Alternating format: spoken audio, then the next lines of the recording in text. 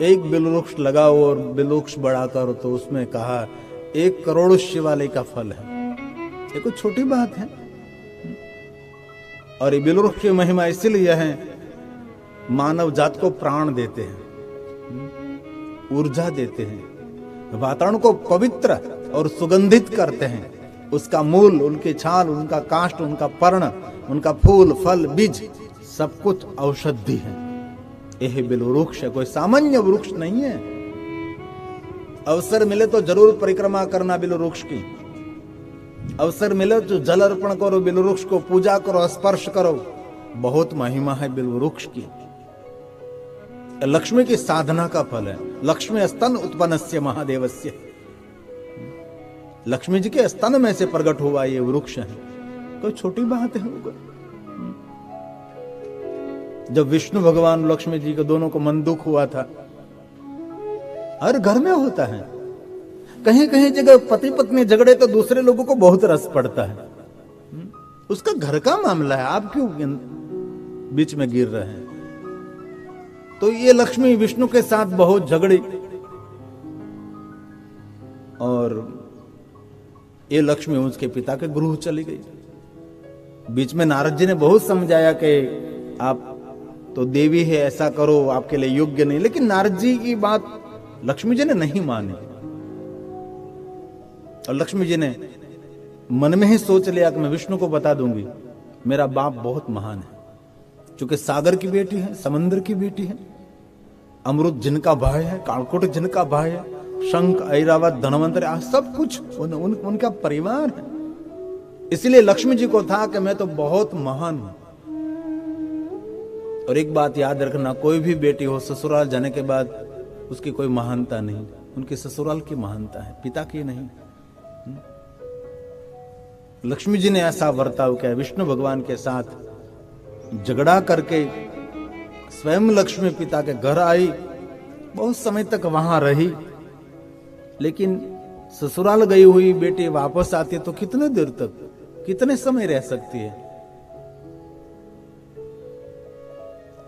गुजराती में કહો તો બે વસ્તુ સારી ન, સાસરે ગયેલી દીકરી પિયરમાં વધારે રોકાઈ સારી ન લાગે, અને જમાઈ સસરાને ઘરે કોઈ દી સારું ન લાગે।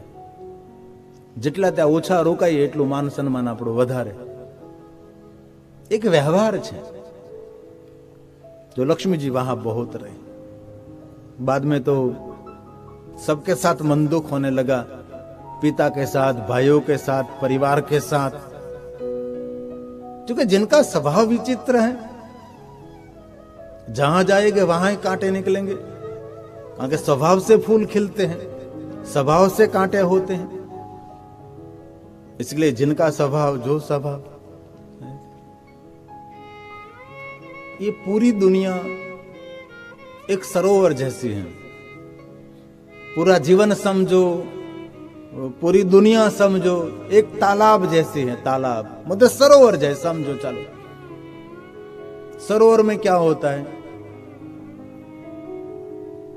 जो हंस होता है वो मोती ले लेते हैं, और जो बगुला होता है वो उसमें मछली को ढूंढते हैं।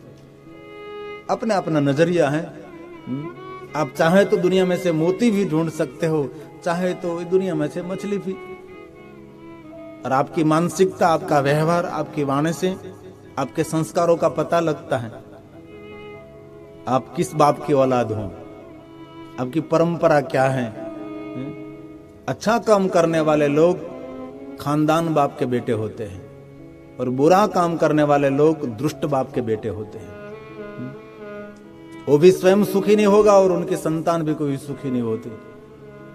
किसी को ऊपर उठाने का काम करो, किसी को गिराने का काम, तो बहुत बुरी बात है। और यहां लक्ष्मी जी ने सबके साथ मन दुख कर दिया, एक एक के साथ झगड़ा किया, क्योंकि स्वभाव ही विचित्र लक्ष्मी जी। बाद में लक्ष्मी जी को याद आया कि चलो मैं विष्णु गुरु हो जाऊं, लेकिन बहुत समय से मैं यहां हूं, विष्णु के साथ तो मेरी बनती नहीं है। नारद जी ने कुछ मुझे कहा था, तो पहले तो नारद जी के पास में जाऊं। तो लक्ष्मी ये नारद के पास पहुंची और नारद जी को बताया कि बहुत समय से मैं पिता के गुरु थी, आपकी कही मैंने नहीं मानी, और मेरा मन अब कहता है कि अब मेरे पिता के गृह नहीं रहना है, मुझे तो मेरे पति के गृह भगवान विष्णु के वहां जाना है। अब जरा आओ मेरे साथ विष्णु को समझाओ। नारद जी ने बहुत स्पष्ट शब्द में कह दिया, सुनो लक्ष्मी, मैंने पहले कहा था आपको कि ऐसा आप जो कर रहे आपके लिए ये दुखद कदम होगा, लेकिन आपने मेरी बात सुनी नहीं, मानी नहीं। और जीवन में एक बात बहुत याद रखने जैसे है, जो वडीलों की, बुजुर्गों की, अनुभवों की, जो अनुभवी जीवन में है, उनकी, विद्वान संतों की, महात्माओं की, सदगुरु की, शास्त्र की, सत्संग की जो बात नहीं मानता और स्वीकारता नहीं, वो कभी सुखी भी नहीं होगा।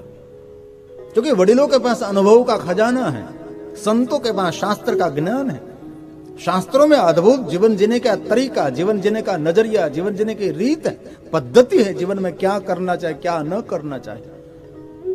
आप और आपके बेटे को आप सुखी करना चाहते तो कैसा जीवन आपका होना चाहिए। हो सके तो सुगंध फैलाओ, दुर्गंध फैलाने की कोई जरूर नहीं है। आज लक्ष्मी जी ने कहा, नारद जी मैंने आपकी बात नहीं मानी। नारद जी ने कहा कोई बात नहीं, विष्णु के पास तो मैं नहीं आ सकता, क्योंकि कई समय से आप पिता के गुरु थी, तो अब तो मैं अकेला समाधान नहीं कर सकता आपका। एक रूपक कथा, एक लीला कथा समझो, एक उपदेशात्मक कथा, एक कोई संदेश देने वाली कथा, जीवन में कोई मार्ग दिखाने वाली कथा, ये नारद जी की कथा, ये लक्ष्मी जी, विष्णु, इस सब की कथा है। ऐसी घटना हुई न हुई ये आपको भी पता नहीं, मुझे भी पता नहीं, ये शास्त्रकारों ने कहा कथा। और नारद जी ने कहा, लक्ष्मी, हमारे जो समाज के प्रधान हैं उन सबको हम लेकर विष्णु के पास जाएंगे। किनके पास जाएंगे? नारद जी ने बताया, पहले तो इंद्र को साथ में लेना पड़ेगा क्योंकि राजा है, दूसरा धनपति है कुबेर, उनको साथ में रखना पड़े क्योंकि राजा की भी थोड़ी वजन और धनपति का भी थोड़ा मान सम्मान होता है। और ब्रह्मा जी को साथ में ले लेंगे और एक मैं तो हूं, तो 4 तो हो गए। तो पंचम तो के महादेव जी जो पधारे तो सब कुछ आपका अहम कुशल हो गया समझो। और ये नारद और लक्ष्मी जी दोनों इंद्र के पास गए, ब्रह्मा कुबेर के पास, सब मिलकर, चारों मिलकर लक्ष्मी को साथ में लेकर भगवान महादेव के पास गए। और महादेव ने सबका सत्कार किया, पधारिए पधारिए। इंद्र को पहला सत्कार किया क्योंकि राजा है ना, योग्यता के अनुसार सत्कार होना चाहिए। पहला सत्कार इंद्र का क्योंकि राजा है देवताओं का, पधारिए इंद्र, आपका स्वागत है। बाद में धनपति का, धन का उसको थोड़ा सा अभिमान होता है, इसलिए धनपति कुबेर को कहा आप मेरे पास बैठो। ब्रह्मा जी पधारिए पधारिए, नारद जी प्रणाम, लक्ष्मी जी पधारिए पधारिए, आपका दर्शन हुआ। आपका दर्शन सबको प्रिय लगता है क्योंकि लक्ष्मी जी आप है ना, आप श्री हैं, आप कीर्ति हैं, आप महिमा हैं। महादेव ने गंभीरता से कहा कि बात समझ में न आई, इंद्र, ये ब्रह्मा, ये कुबेर जी, ये नारद जी, लक्ष्मी जी आप अकेले। और महादेव ने सीधा ज पूछ लिया लक्ष्मी जी को, लक्ष्मी जी सांसारिक जीवन तो बराबर चल रहा है ना? इसी समय लक्ष्मी ने नारद जी के सामने देख लिया और ये बात पूरी नारद ने उठा ली। क्योंकि विवाह के बाद दाम्पत्य जीवन कितना सुंदर है आपके वाणी वर्ताव से पता लग जाता है। लक्ष्मी जी ने कहा नारद जी को, नारद जी ने कहा महादेव, इसीलिए तो हम आए हैं सब। कहीं समय से लक्ष्मी पिता के गुरु थी, अब कह रही है कि मुझे पति गृह जाना है, तो बहुत दिनों के थी, मायके थी। हम सब मिलकर जाएंगे और विष्णु जी को समझाएंगे और उसका समाधान हो जाएगा। महादेव ने कह दिया कि चलो लक्ष्मी, इसमें क्या बड़ी बात है, हम सब जाएंगे। इंद्र, ब्रह्मा, कुबेर, नारद, लक्ष्मी और भगवान महादेव जी निकले। और महादेव ने कैलाश से बाहर निकले और थोड़ी देर के बाद पार्वती ने देखा तो महादेव जी कहीं जा रहे हैं। और पार्वती ने पूछा कि कहां जा रहे आप, मुझे कहे बिना, मुझे पूछे बिना। महादेव ने कहा थोड़ा जल्दी मत है इसीलिए जा रहा हो। अरे कहिए मुझे आप। महादेव ने एकदम स्वाभाविक कह दिया कि ये लक्ष्मी और विष्णु के थोड़ा मन दुख हुआ, इसलिए समाधान करने के लिए हम सब जा रहे हैं। पार्वती ने स्पष्ट कह दिया कि आप घर का ख्याल रखो, दूसरा जो करे करने दो। और इशारे मात्र से ना कह दी और महादेव रुक गए। और महादेव ने कह दिया लक्ष्मी जी अभी मैं नहीं आ सकता। अब महादेव ने ना कही तो पची इंद्र ब्रह्मा कुबेर तीनों ने कहा कि हम भी नहीं आ सकते। और सब अपने अपने स्थान चले गए। शंकर जी ने मना कर दिया कि नहीं आ सकता मैं। और कोई भी निर्णय सर्वसम्मति के साथ परिवार में लिया जाए तो ये कार्य सांगोपांग पूर्ण हो सकता है। इसलिए बुद्धिजीवी सज्जन लोग क्या करते, कोई भी कार्य करना है तो पहले पूरे घर के सबको बुलाते और एक बात रजू करते कि मुझे ऐसा करना है, आप क्या कहते। सब अपनी अपनी राय देते हैं। सब राय साहब तो होते थे, साहब नहीं होते लेकिन राय साहब तो जरूर होते हैं, मुफ्त में देते हैं शिखामण सलाह सहकार नहीं। कभी कहीं कहीं हमने देखा कि कोई बुजुर्गों को मन में इच्छा हुई कि मैंने पूरी मेरे जीवन की कमाई मुझे कथा का आयोजन करना है, तो सबको मिलाकर और बात रखते कि मेरे पास दो पैसा है उनसे मुझे कथा करनी है। तो सब अपनी अपनी सब राय देने लगते हैं कि ये कथा में क्या है, कथा तो आती रहती है टीवी में, यहाँ अनाथ आश्रम, यहाँ वृद्धाश्रम, यहाँ अनाथालय, यहाँ यहाँ यहाँ यहाँ और क्या बहनों दीकरियों को दे दो और किसी को देने की कोई जरूरत नहीं। सब अपनी अपनी कहने लगते हैं। बुजुर्ग की इच्छा एक है कि उसको कथा का आयोजन करना, यज्ञ करना, पूजा करना है, ब्रह्म भोजन कराना है। कोई बुजुर्ग को कहे मुझे ब्रह्म भोजन कराना है, और आजकल ब्राह्मणों को भोजन कराने जैसे नहीं है ऐसे लोग बोलते थे, मैंने बहुत देखा है सब कुछ। और आप सत्कर्म कर तो नहीं सकते, लेकिन कोई सत्कर्म करने के लिए प्रवृत्त हो रहा है उसको रोकना वो भी बहुत बड़ा पाप है। करने दो उसको, जो अंदर से जो प्रकट हुआ वो करने दो। उनकी इच्छा यज्ञ करने की है तो उसको यज्ञ करने दो, उसकी इच्छा पूजा के तो पूजा करने दो। जो बुजुर्ग के अंदर से एक भाव प्रकट हुआ है वो भाव को कभी बुझाना मत। और बुजुर्गों को मैं कहना चाहता हूं आपके पास सामर्थ्य है, इसी समय आपको सत्कर्म जो आपके मन का भाव है कर लेना चाहिए। बाकी बच्चे को आप कहें तो डेफिनेशन दिखाएंगे वो, यहाँ करो, यहाँ करो, यहाँ दान करो, यहाँ करो, यहाँ करो, यहाँ करो। आपके मन में क्या भाव है आपके बच्चे कभी नहीं समझेंगे।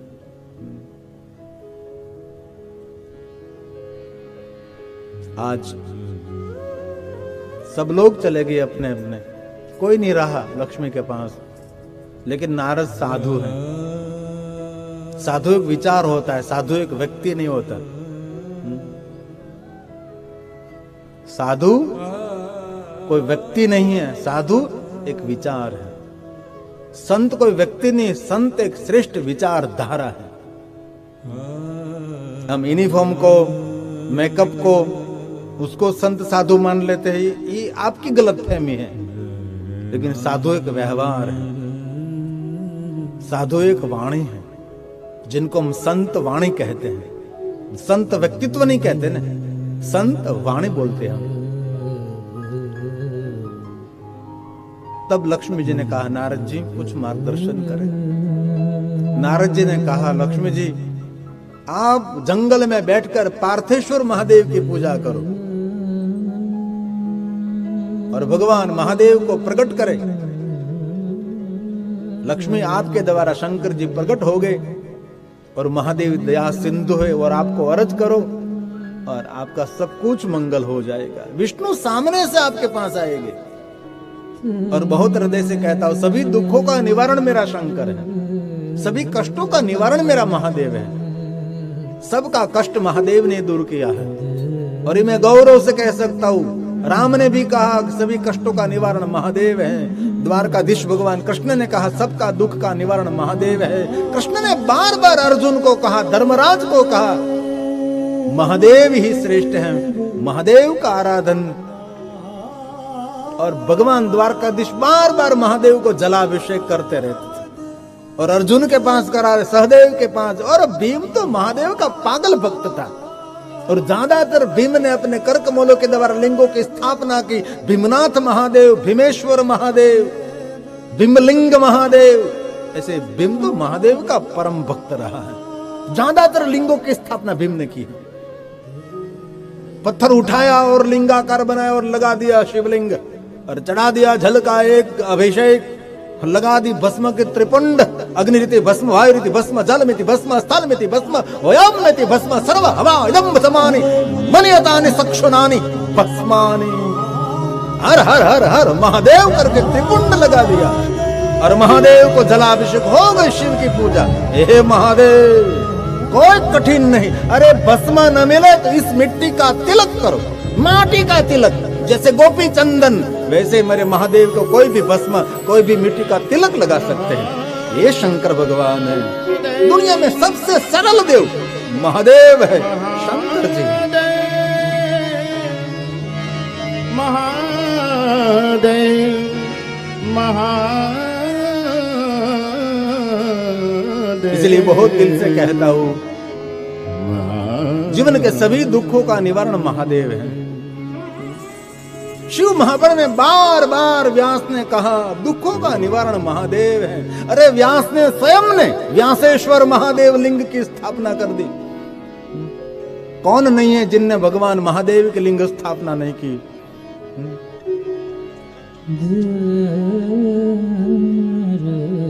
आज भगवान विष्णु पत्नी लक्ष्मी जी आज संकट में पड़ी है, पति के साथ थोड़ा मनदुख हो गया। और सबके जीवन में ऐसा घटना होती है।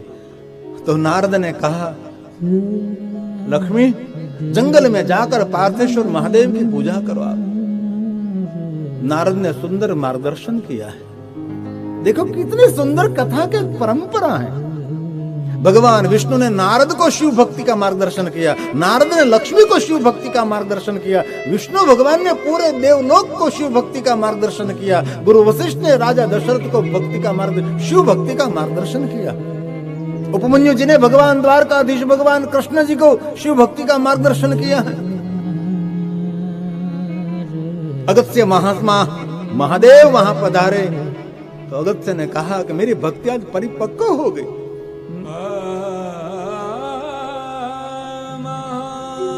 महादेव को याद करते करते महादेव की याद द्वार तक खींच लाई। महात्मा कुंभक शंकर जी के परम भक्त कुंभेश्वर महादेव, अत्रिनाथ महादेव, अत्रेश्वर महादेव,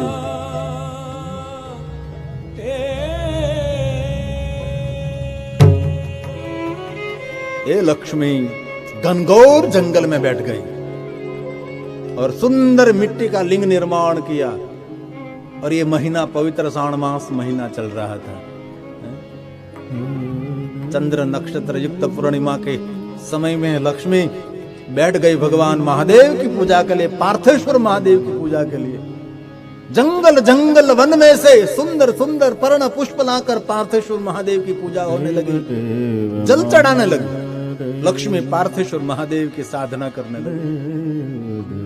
नारद जी ने जो जो मार्गदर्शन किया था वैसे वैसे लक्ष्मी जी ने पार्थेश्वर महादेव की पूजा की। और बहुत सारी कथा मिलती है, नारद जी ने महादेव के भक्ति का मार्गदर्शन किया है।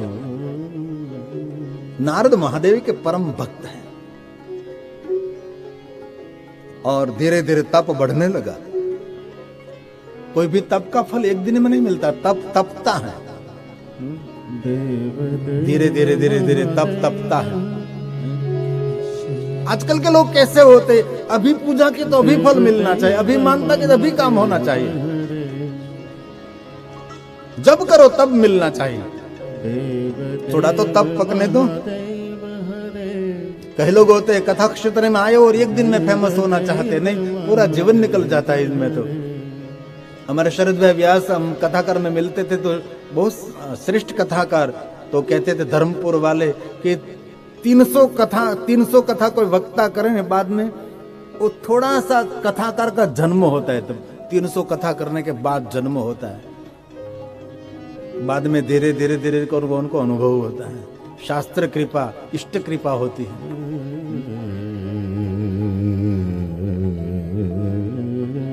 लक्ष्मी जी का तप धीरे धीरे परिपक्व होने लगा है। महादेव महादेव लक्ष्मी की साधना परिपक्व हो। महादेव प्रकट नहीं हो रहे हैं। जैसे भगवान विष्णु जी ने शिव साधना की तो विष्णु भगवान ने अपने नेत्र को महादेव को अर्पण कर दिया।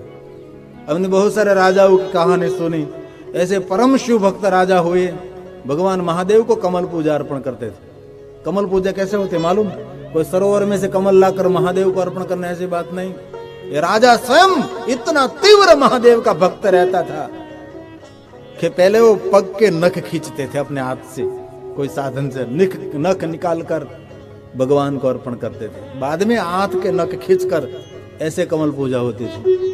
एक एक नख को तोड़ तोड़ कर अंदर से खींचकर महादेव को अर्पण करने के बाद अंत में अपना मस्तक महादेव को अर्पण कर देते थे। ऐसे ऐसे बहुत राजाओं की कहानी इस युग में नहीं करनी चाहिए। हृदय से प्रार्थना करता हूँ, ये कलयुग है। ये कहानी, ये सभी कथा है, स्टोरी है। अभी कुछ नहीं, ऐसी कोई कठिन नहीं। मैं तो बहुत हृदय से, बहुत विनम्रता से के साथ कहना चाहता हूँ, अब चलते चलते जाते ना कहीं तीर्थ में, वो भी नहीं करना चाहिए संसारी लोगों के लिए।